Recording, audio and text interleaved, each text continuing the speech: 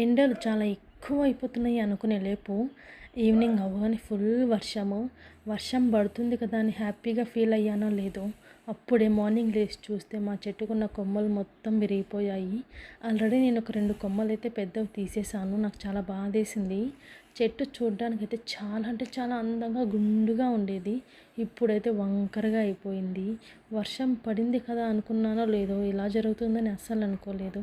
Maybe ఇవన్నీ ఇంకా normal ఏమో, ఎండకి ఎండిపోవడం, వర్షం వస్తే ఇలా విరిగిపోవడం.